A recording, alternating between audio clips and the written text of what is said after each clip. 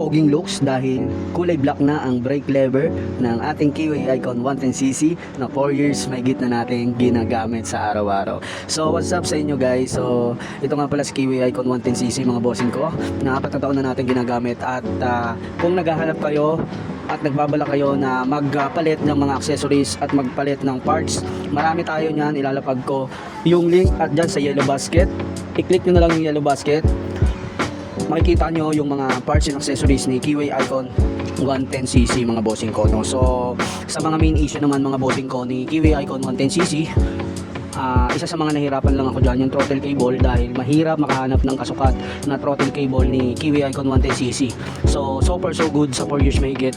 Halos mga minor lang naman yung naging issue nito, no? So kagaya na lang ng belt sa panggilid, so naputulan tayo and yun lang naman. So nagpalit na rin tayo ng battery and regulator, then nagpalit na rin tayo ng gulong, so mas malapad yung gulong natin sa harap at saka sa likod. Nagpalit na rin tayo mga bossing ko ng shock with extension, pero kung hindi naman kayo nag-aangkas ng mabigat, so ang shock na plug and play dyan sa motor natin na si Icon ay kahit na anong shock, basta 330mm yung sukat ng shock na ipapalit nyo kay Kiwi Icon 110cc, no? So sa paggilid mga bossing ko, plug and play po dyan lahat, basta pang Honda Beat FI, Honda Beat Curve sa panggilid natin, no? Yung fully set natin panggilid or CVT set natin panggilid, no? So sa throttle cable meron tayo yung available, yung mga nilalagay ko sa yellow basket, yung mga nilalapag ko na link dyan, hindi man siya mismong Kiwi Icon 110cc or iba't ibang brand siya, pero proven and tested plug and play po siya mga bossing ko, no? So meron tayo yung available sa yellow basket, huwag nyo kalimutan mag check out, no? So sa pangharapan natin yung front suspension natin stock yan, so naka universal lang tayo ng cover, kaya naging gold yung front suspension natin.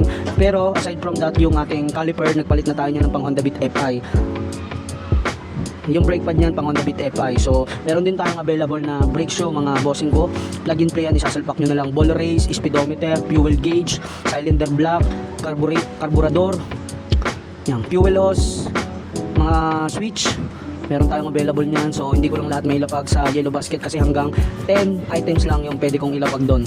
Pero kung gusto niyo, bisitahin niyo yung YouTube channel ko kasi MD Vlogs, makakapaglapag ako doon hanggang 16 items na plug and play para sa Kiwi Icon 110cc natin mga bossing ko, no? So kung namamatayan naman kayo mga bossing ko, check nyo lang yung carburetor, yung carburetor ninyo, yung fuel loss, at saka syempre yung battery ninyo mga bossing ko kung namamatayan kayo. So yun lang kung namamatayan kayo, no?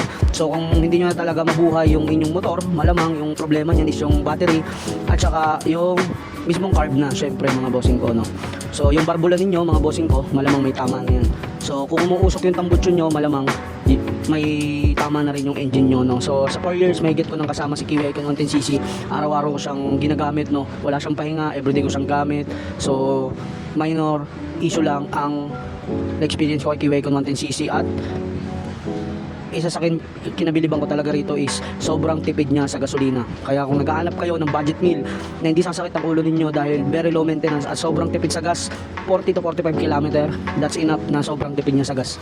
So per liter, so mag-Kiwi Icon 110cc na kayo. So lahat ng mga parts and accessories meron tayong available, basta pang Kiwi Icon 110cc. Check nyo lang, ilalagay ko yung link dyan tsaka dyan sa yellow basket. So yun, ride safe sa inyo mga ka-icon ko.